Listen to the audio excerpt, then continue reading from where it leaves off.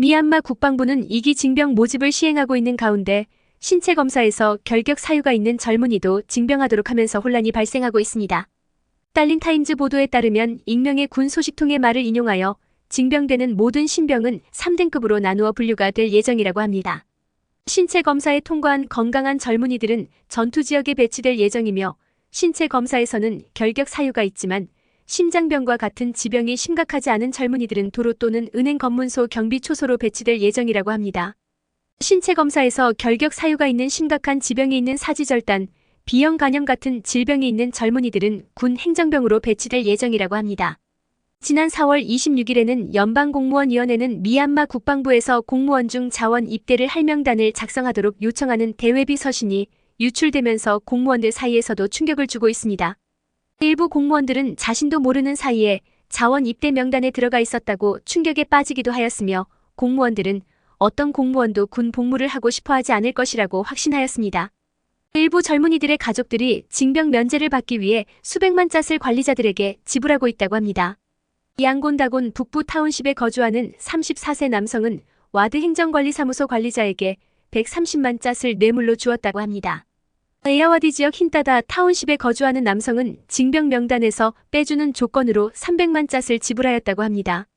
바고 지역에서는 마을 이장이 징집 선정이 된 젊은이 8명에게 징병 면제 조건으로 인당 250만 짰을 요구하기도 하였다고 합니다.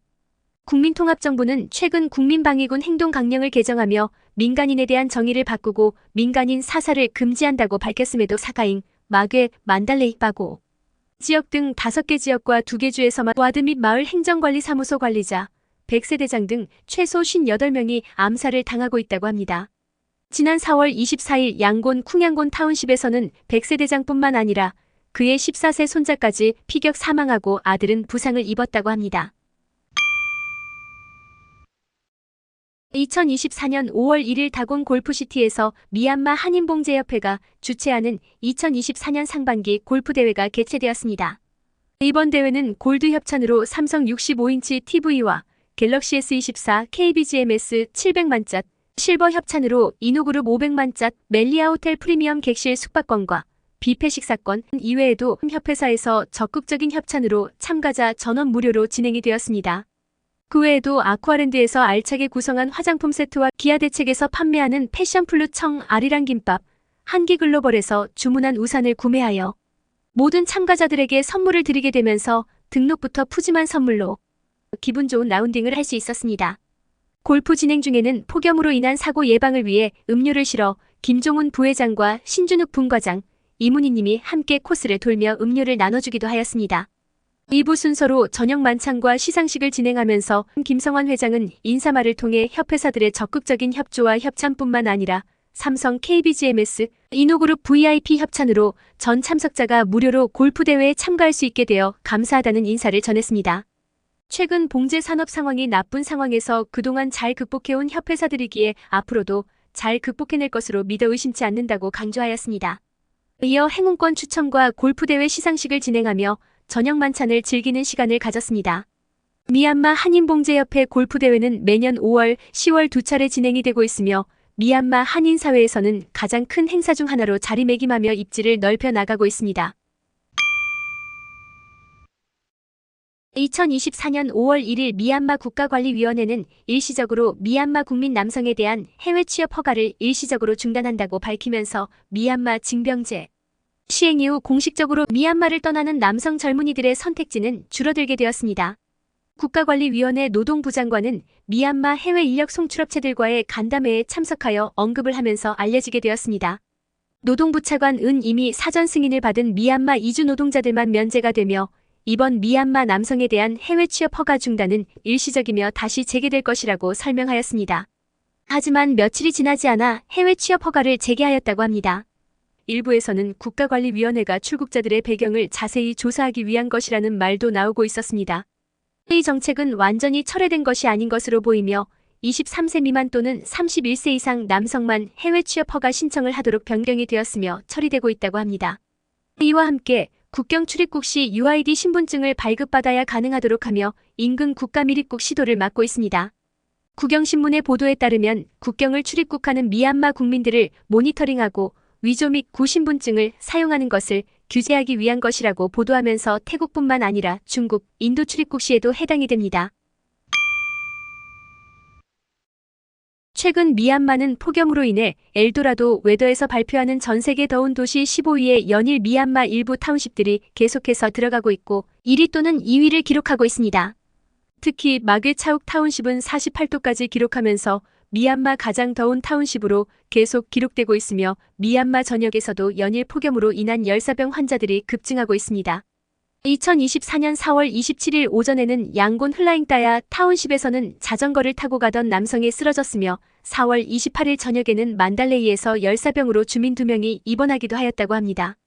만달레이 사회복지센터 관계자는 열사병으로 인한 사망자가 평균 대비 급증하였다고 설명하였으며 최근 폭염으로 인해 상수 및 지하수 공급량이 줄어들고 노인, 어린이, 저소득층 등의 취약계층에 큰 타격을 주고 있다고 합니다. 폭염으로 인해 오토바이를 타고 가거나 차량 운전을 하고 가다가 숨지는 경우도 발생하고 있다고 합니다. 2024년 4월에만 미얀마에서 폭염으로 인한 사망자가 최소 1,473명으로 만달레이에서만 약 900명으로 추정하고 있다고 합니다. 양곤 지역에서 무료 장례협회는 지난 3월 340건에서 441건으로 급증하였다고 합니다. 2024년 4월 27일 밤 바고 지역 쉐모도 파고다에서 개최된 축제 현장에서 광견병이 걸린 개에게 29명이 물리며 12세에서 70세 남성 16명, 여성 13명이 바고병원으로 후송되어 치료를 받았습니다. 미얀마 보건부에 따르면 매년 미얀마 전역에서 광견병에 걸린 개에 물리는 사례가 1만 5천 건에서 1만 9천 건이 발생하는 것으로 추정하고 있습니다. 2021년 보건 전문가들은 세계보건기구 WHO가 2030년까지 미얀마 광견병으로 인한 사망자가 발생하지 않도록 하는 것을 목표로 지원을 할 예정이었으나 쿠데타 이후 의료 시스템 붕괴로 인해 광견병 관리가 거의 되지 않는다고 지적한 바 있습니다. 2024년 5월 3일 미찌나 타운십 법원은 지난 4월 미찌나 교도소 내 폭동을 진압하는 과정에서 과잉 진압한 혐의로 구금 신문되는 과정에서 교도원 13명의 부정부패 추가 혐의가 밝혀지면서 징역 6개월에서 3년 6개월형을 선고받았다고 합니다. 교도원 10명은 부정부패 혐의로 형법 161조에 의거하여 각각 3년 6개월형을 선고받았고 3명은 형무소법 42조에 의거하여 제한 물품 반입 허용 혐의로 징역 6개월형을 선고받았습니다. 지난 4월 18일 미찌나 교도소 폭동 진압 과정에서 과잉 진압을 한 사건에 대해 국가관리위원회 내무부는 4월 20일 특별조사단을 구성하였습니다. 4월 17일 미얀마 신년 특별 사면을 받지 못한 수감자들 사이에 시위가 확산되면서 폭동이 되었고 4월 18일 무장한 보안군이 투입되어 수감자들에게 총격을 가하면서 수감자 4명이 사망하고 8명이 부상을 입었으나 부상자 중 1명은 4월 21일 사망하였습니다.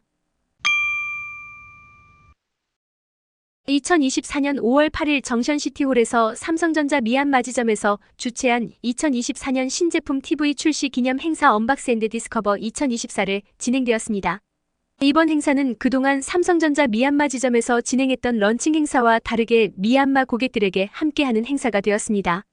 그동안 신제품을 선보이는 주요 행사에는 현지 가전제품 관계자들이나 현지 미디어들을 초청하였으나 이번 행사는 미얀마 고객들까지 확장하여 고객들이 접근하기 좋은 쇼핑몰에서 진행을 하여 약 6천여 명이 방문하며 성황리에 진행이 되었습니다. 또한 미얀마 20대부터 30대 층의 팬을 확보하고 있는 유명 가수 버니표의 미니 콘서트와 미스 유니버스 출신의 유명 MC 테테툰이 진행을 맡아 쇼핑몰을 방문한 고객들의 뜨거운 반응을 얻었습니다. 이뿐만 아니라 행사장 도우미들의 신제품 설명을 들은 후 크리스피 도넛 시식과 인생 네컷 사진 촬영, 게임에도 최적화되어 있는 삼성 TV로 콘솔 게임 체험 행사 등을 진행하였습니다. 행사 진행 중에는 누구나 행운권에 도전할 수 있도록 하여 삼성 전자레인지, 삼성 UHD TV 4대를 경품으로 제공하기도 하였습니다. 특히 행사 도중 미얀마 열악한 전력 공급 상황으로 갑작스런 정전이 되었으나 행사 참석자들이 모두 스마트폰을 켜고 콘서트장을 방불케 하는 모습이 펼쳐지고 진행을 하고 있던 테테투는 고객들과 함께 사진 촬영을 하며 정전도 행사 열기를 식히지 못했습니다. 2024년 5월 10일 양곤 마양곤 타운십에 있는 파로텔에서 도박장을 운영하던 중국인 9명과 미얀마인 38명이 체포되었습니다. 국가관리위원회 공보팀은 미얀마 경찰청 합동수사대가 도박장 운영을 목격한 목격자들과 함께 급습을 하였다고 합니다. 체포된 사람들은 호텔 2층에서 도박장 관리를 하던 중국인 2명, 미얀마인 남성 1명, 여성 1명이 있었다고 하며 직원 미얀마인 남성 7명, 여성 24명도 체포가 되었습니다. 중국인 남성 5명, 여성 1명, 미얀마인 남성 3명, 여성 2명은 도박 가담 혐의로 체포되었습니다. 급습을 하면서 휴대폰 38대, 노트북 2대, 태블릿, 컴퓨터, 도박 관련 송금 계좌가 적혀있는 카드, 현금 개수기, 현금 3,010만 짜, 차량 17대가 압수되었다고 합니다. 양곤 모비 타운십에 있는 펩시 공장에서 근무하였던 전 노동자가 2022년 부당 해고를 주장하며 소송을 진행하여 장기간 법적 공방이 있다고 합니다. 이 공장은 롯데 MGS가 소유하고 있으며 미얀마 노동조합은 지난 2년간 노동자 20명이 보상도 받지 못하고 해고를 당했다고 주장하였습니다. 대부분의 노동자들은 불만을 철회하였으나 전기팀장으로 지낸 노동자 1명은 명예훼손 등에 대한 손해배상 소송을 제기하며 1,000만 짜세 배상을 요구하고 있다고 합니다. 롯데 MGS 인사 담당관은 법적 소송에 대한 구체적인 사항에 대해선 언급하고 개인이 제기한 불만 사항을 해결하는 것이 중요하다는 것은 이해하지만 모든 주장이 사실에 근거한 것이 아니라는 점도 알아야 할 것이며 적절한 법적 절차를 통해 사실이 밝혀질 것이라고 믿는다고 밝혔습니다. 노동단체 보고서에 따르면 미얀마 제조업에 근무하는 노동자들의 노동법 위반 신고가 2023년에 비해 3배가량 증가하였다고 주장하였습니다. 지난 3월 30일 미얀마 네이버 뉴스 보도에 따르면 공장 노동법 위반 혐의로 소송이 제기된 공장의 약 75%가 중국계 공장이라고 합니다. 미얀마 국가관리위원회가 라카인주 시트웨 타운십에서 철수한 NGO와 ENGO를 대상으로 복귀하도록 안내하였다고 합니다. 2024년 3월 라카인주 일대에서 아라칸 아미와의 교전이 심화되면서 많은 NGO와 ENGO들이 시트웨 타운십을 떠났으며 양곤으로 대피한 직원들에게 숙소는 제공이 되었지만 월급을 전액받지 못했다고 합니다. 이에 일부 직원들은 국가관리위원회의 복귀 안내로 시트웨 타운십으로 돌아갈 준비를 하고 있다고 하지만 일부 NGO와 ENGO 직원들은 미얀마 국방부는 보안 강화를 하며 도로를 폐쇄하고 다른 타운십 이동을 할 수 없게 하면서 활동을 거의 할 수 없는 상황인데다가 라카인주 교전 상황이 더욱 악화되면서 과연 안전을 보장해줄 수 있을지에 대해 의문을 제기하고 있습니다. 2024년 5월 12일 양곤 몰얀마인 고속도로 구간에서 파손된 쪼네익 교량으로 통행이 막히면서 인근 마을 도로로 우회를 하던 차량이 미얀마 국방부 포격으로 탑승자 2명이 사망하였습니다.